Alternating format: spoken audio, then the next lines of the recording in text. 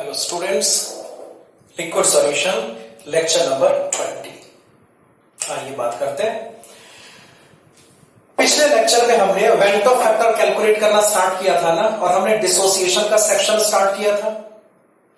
Dissociation के दो सब सेक्शंस हैं, one is called complete dissociation, another is called incomplete dissociation. जब इनकम्प्लीट डिसोसिएशन होगा तो वेंटो फैक्टर कैसे डिसाइड करेंगे, बचा रह गया था। कंप्लीट डिसोसिएशन का हमने पूरा कर लिया ना। ट्रिक वही है, 1 मोड से शुरू करो, फाइनल मोड्स को कैलकुलेट करो, जो आपके पास आंसर आएगा वही हमारा वेंटो फैक्टर हो जाएगा। तो अगर इनकम्प्लीट डिसोसिएशन की बात करते हैं तो क्या, जैसे थोड़ा सा अगर रिकॉल करते हैं, हमने केमिकल इक्विलिब्रियम में पढ़ा था, there is a term called degree of dissociation. उसको अल्फा से एक्सप्रेस करते हैं ना। n में से हमेशा n अल्फा माइनस करेंगे, 1 में से हमेशा अल्फा माइनस करेंगे। तो जरा ध्यान से देखिए, जैसे मान लो कोई इलेक्ट्रोलाइट हमने लिया फिर से AXBY के फॉर्म में, इट्स अ वीक इलेक्ट्रोलाइट, ये एक वीक इलेक्ट्रोलाइट है। तो अगर ये वीक इलेक्ट्रोलाइट है तो डिसोसिएशन यहां पे पार्शियल होगा, रिएक्शन मस्ट बी रिवर्सिबल। जब ऐसा होगा फॉर्मेशन होगा X ऑफ AY प्लस का, प्लस यहां पे फॉर्मेशन होगा Y ऑफ BX माइनस का। वही बात, वेंटो फैक्टर के लिए 1 मोल से शुरू करना बेस्ट ऑप्शन होता है। तो चलो शुरुआत यहां पे 1 मोल से करेंगे। ये कितना आएगा, 0, ये पॉसिबल हो जाएगा 0। मान लो इस इलेक्ट्रोलाइट का जो डिग्री ऑफ डिसोसिएशन है दिस इक्वल्स टू अल्फा। अब सबको याद होगा n में से n अल्फा माइनस होता है ना, तो 1 में से 1 इंटू अल्फा माइनस होगा, 1 में से अल्फा माइनस होगा। तो अगर 1 में से अल्फा माइनस करेंगे, फॉर्मेशन यहां पर होगा x इंटू अल्फा, यहां पे फॉर्मेशन किसका बोल, y इंटू अल्फा का। तो सोचिए हमारे पास इनिशियल मोड्स यहां पे 1 के बराबर है, फाइनल मोड्स यहां पर क्या, फाइनल मोड्स इसको इन सारे मोड्स का सम करके कैलकुलेट करेंगे, रिजल्ट आएगा 1 माइनस अल्फा, प्लस यहां पर होगा x इंटू अल्फा, प्लस यहां पर होगा y इंटू अल्फा। यही तो है वेंटो फैक्टर। तो बात यहां पे सिंपल सी है, अगर आप यहां पे वेंटो फैक्टर i कैलकुलेट करेंगे, i is equal to simple n final हो जाएगा, because n initial equals to 1, so we have n final is equal to van't Hoff factor i is equal to 1 minus alpha plus x into alpha, plus यहां पर होगा y into alpha. तो मामला बड़ा simple सा है, 1 मोल से शुरुआत करनी है, फाइनल मोड्स को कैलकुलेट करना है, और ऑब्वियस सी बात है जो आपका फाइनल मोड्स का डेटा आपके सामने अपीयर होके आएगा that is called the Vento factor. चलिए, इट्स ऑल अबाउट डिसोसिएशन। जरा एसोसिएशन की बात करके देखते हैं, दूसरा सेक्शन। मैंने कहा कि भाई इलेक्ट्रोलाइट में इस चैप्टर में डिसोसिएशन होगा तो एसोसिएशन भी तो हो सकता है ना। अब जरा एसोसिएशन को सोच के देखते हैं कि how to deal with the process of association. चलिए बात करें, सपोज करो एक एग्जांपल है, एसोसिएशन के 2 पार्ट्स पहले करते हैं। पहला पार्ट है कंप्लीट एसोसिएशन का और दूसरा इनकम्प्लीट एसोसिएशन का। उसी तरह पे जैसे डिसोसिएशन में हमने कहा ना, एक पार्ट था कंप्लीट डिसोसिएशन का, दूसरा इनकम्प्लीट डिसोसिएशन का। ठीक उसी तरह पे एक पार्ट यहां पर कंप्लीट एसोसिएशन का होगा और दूसरा इनकम्प्लीट एसोसिएशन का होगा। तो जरा ध्यान से देखिए, अगर बात यहां पे हम करते हैं कंप्लीट एसोसिएशन की, अगर यहां पे बात करते हैं कंप्लीट एसोसिएशन की, जरा ध्यान से देखिए। मान लो आपके पास यहां पर A प्रेजेंट है जिसका एसोसिएशन आपको करना है, तो Y इसका कोफिशिएंट बना दो। जब यहां पे कंप्लीट एसोसिएशन होगा, फॉर्मेशन किसका होगा, AY का ना। जब यहां पे कंप्लीट एसोसिएशन होगा, फॉर्मेशन किसका होगा, AY का। फिर से इनिशियल मोड्स को 1 ले लो और ये 0।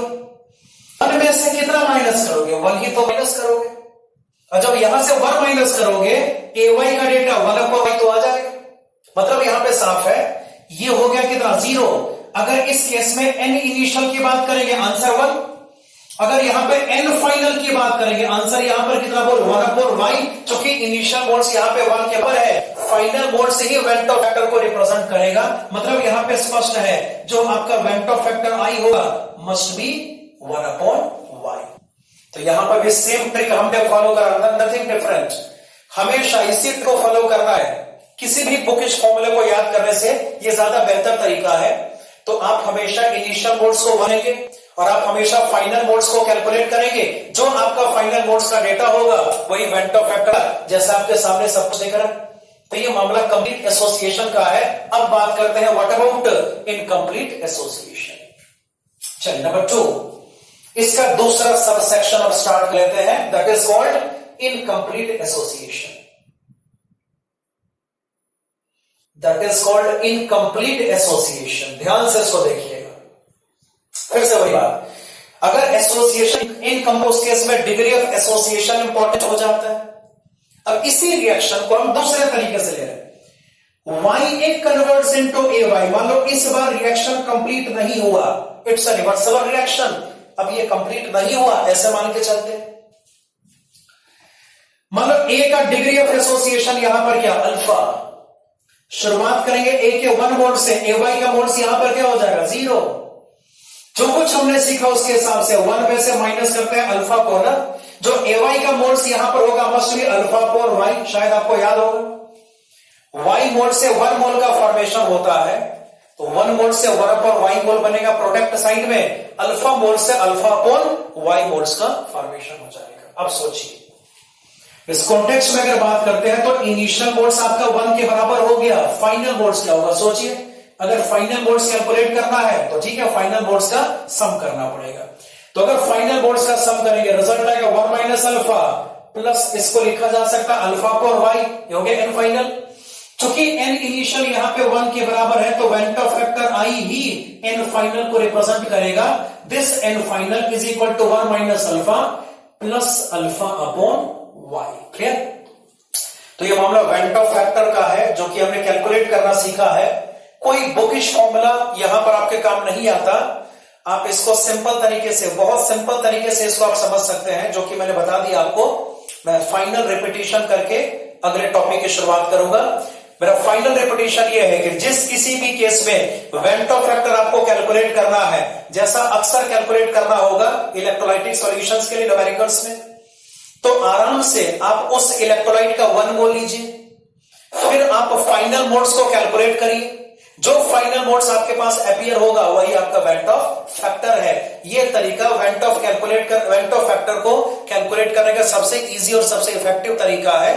क्यों ये इफेक्टिव है, इसका आपको कह सकते हैं कि जब न्यूमेरिकल्स हम स्टार्ट करेंगे तो इसका जो आंसर है वो आपको मिल जाएगा। फिलहाल इसको नोट करिए, उसके बाद आगे की बात करते हैं। Please note it.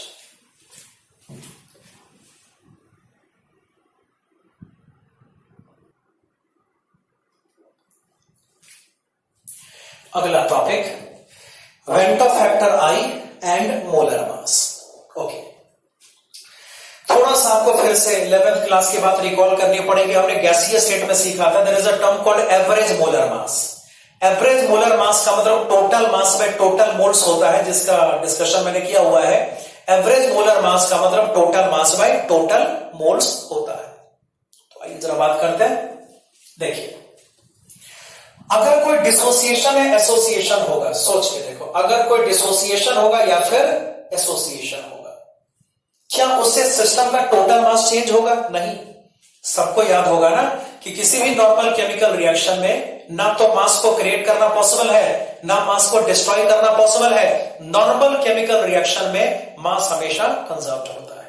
ओके, तो सोचो, जैसे एक छोटा सा एग्जांपल, जैसे मान लीजिए मैंने लिया AXBY, this converts into X of AY plus यहां पर क्या, तो Y of BX माइनस। सोचो, जैसे आपको पता है कि जो मोलर मास होता है वो मास बाय मोल्स होता है ना, ये तो सबको अंडरस्टूड होगा। Moles is equal to mass by molar mass, तो molar mass equals to mass by moles. अब जरा ध्यान से सोचिए, डिसोसिएशन से पहले का मास क्या लेंगे, W इनिशियल, और डिसोसिएशन के बाद का मास यहां पे ले सकते हैं W फाइनल। और इतना बड़ी आसानी से कहा जा सकता है, डिसोसिएशन होने से, एसोसिएशन होने से, केमिकल प्रोसेस होने से मास को फर्क नहीं पड़ता। जो इनिशियल मास होगा must be equal to final mass. Okay, लेकिन जो आपका इनिशियल मोड्स होगा और जो आपका फाइनल मोड्स होगा वो तो डिफरेंट होगा, क्योंकि मामला डिसोसिएशन का है। एसोसिएशन में भी ऐसी होगा, initial modes not equals to final moles.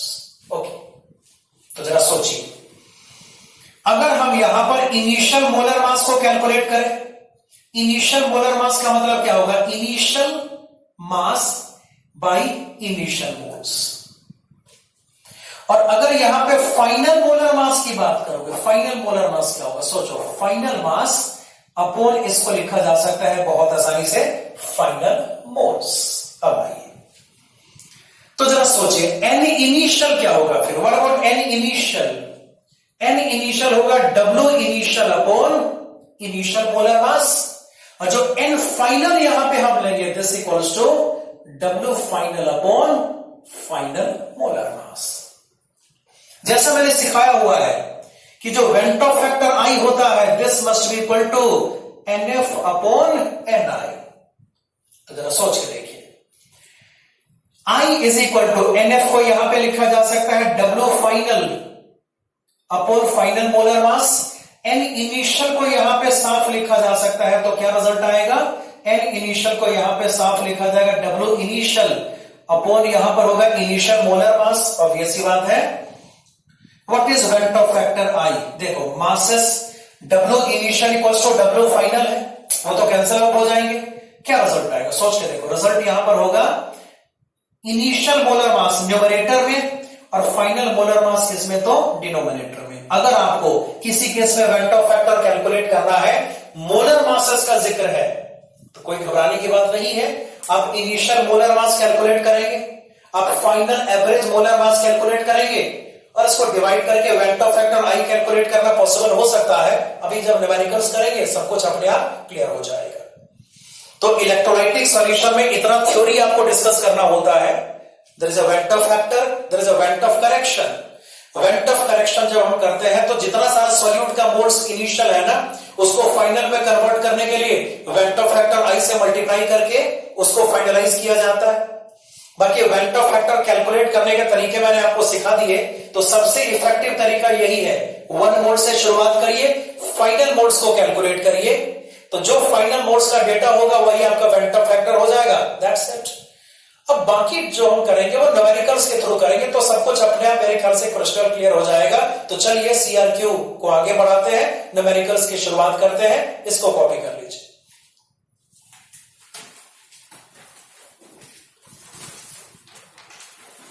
Okay, तो काफी सारे क्वेश्चन इसके यहां पे दिए गए हैं जो कि आपको बारी बारी से सॉल्व करने पड़ेंगे। तो ठीक है भाई, सवालों का सिलसिला शुरू करते हैं। आप पहले क्वेश्चंस को टिक करते जाओ। चलो, क्वेश्चन को टिक करना शुरू करो। सबसे पहला सवाल आप लेंगे, पहला क्वेश्चन आपको लेना है क्वेश्चन नंबर 13। टिक करिए question number 13, followed by question number 16, 17 और आगे क्वेश्चन नंबर 20, 24, 25, 26, 29, 30, 31।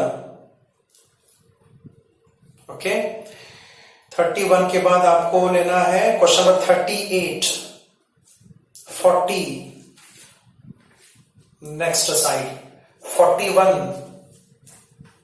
42, 43। चलिए उसके बाद 46, 47,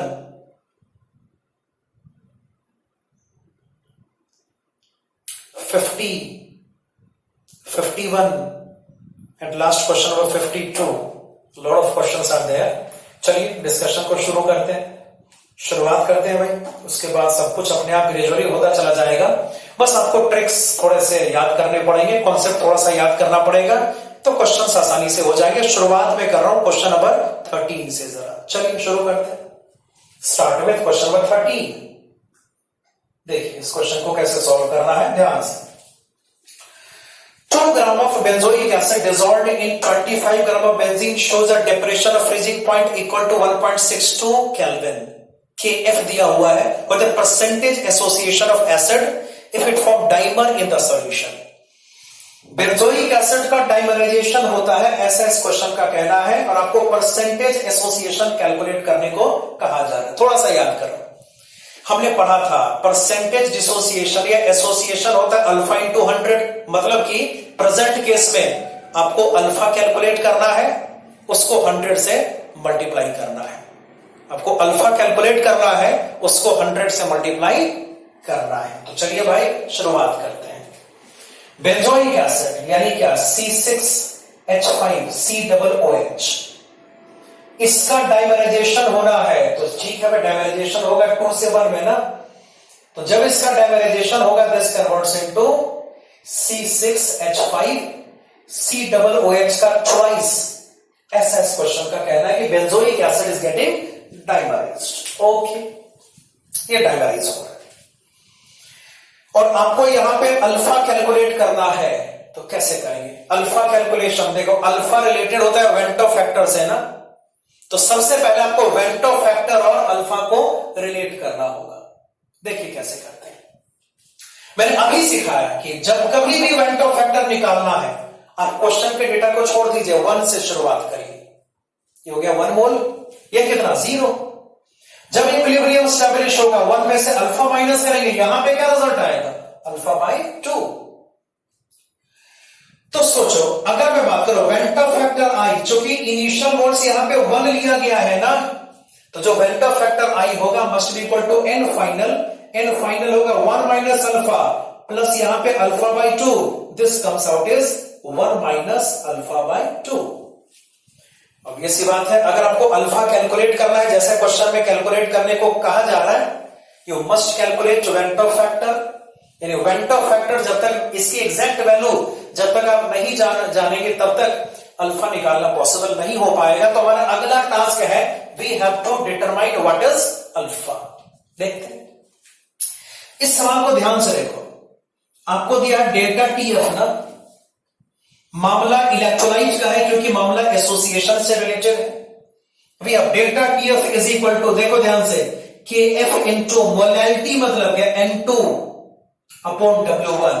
चूंकि यहां पे W1 ग्राम्स में है, तो भाई यहां पे मल्टीप्लाई पे 1000 भी तो करना ही पड़ेगा, और एट लास्ट इस N2 को I से मल्टीप्लाई करना मत भूलना। इसको I से मल्टीप्लाई तो करोगे ना, कर दिया मल्टीप्लाई, यही तो है पॉइंट ऑफ करेक्शन। अब आइए साहब देखते चलिए, what is delta TF?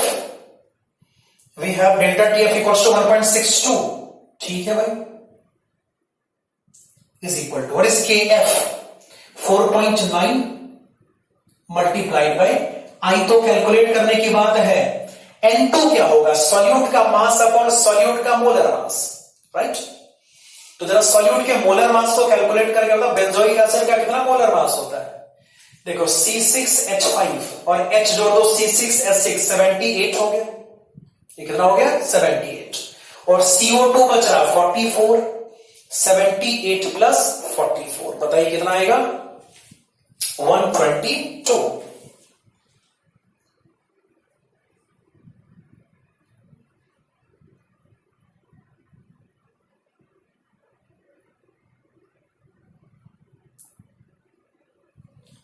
Okay, तो सॉल्यूट का मास 2 ग्राम है, उसको मोलर मास से डिवाइड करने के बाद है 122, ठीक है भाई। ये N2 की value, what is W1? We are given W1 equals to 25 into क्या पुट करेंगे 1000 पुट करेंगे, क्लियर। अब आइए आगे बात करते हैं। यहां से जस्ट I का सेपरेशन किया जाना चाहिए, ऑब्वियस सी बात है, I तो कैलकुलेट करना पॉसिबल हो ही जाएगा। See how to calculate I, देखते हैं। Do the cross multiplication, 1.62 into 122 into 25, बाकी सब डिनोमिनेटर में जो कि आएगा 4.9 अपॉन 2 इंटू 1000। रिपीट कर लेते हैं, ये दोनों फैक्टर इससे मल्टीप्लाई होगा और ये 3 फैक्टर इसके नीचे आ जाएंगे। अब इसको थोड़ा कैलकुलेट करके देखना है कितना आता है। चलिए we are calculating this. So we have the value 1.62 multiplied by 122 multiplied by 25 divided by 4.9 divided by 2000. We have 0.5. I equals to 0.5. I का डेटा अप्रोक्सीमेटली 0.5 आ रहा है. ऑब्वियस सी बात है, I अगर कैलकुलेट हो गया आराम से अल्फा निकाला जा सकता है. चलिए, तो जैसे हमने डिस्कस किया I is equal to 1 minus alpha by 2. I हमारा 0.5 है, तो 0.5 equals to 1 minus alpha by 2. What is alpha? We have to calculate. हमें अल्फा कितना होगा? अप्रोक्सीमेटली 1 ना. अल्फा कितना आएगा भाई? अल्फा इज इक्वल टू 1 हो जाएगा. क्लियर? मतलब यहां पे ऑलमोस्ट, मतलब यहां पे पूरा का पूरा एसोसिएशन, यही तो मतलब अल्फा इक्वल्स टू 1 का यही तो मतलब हो गया.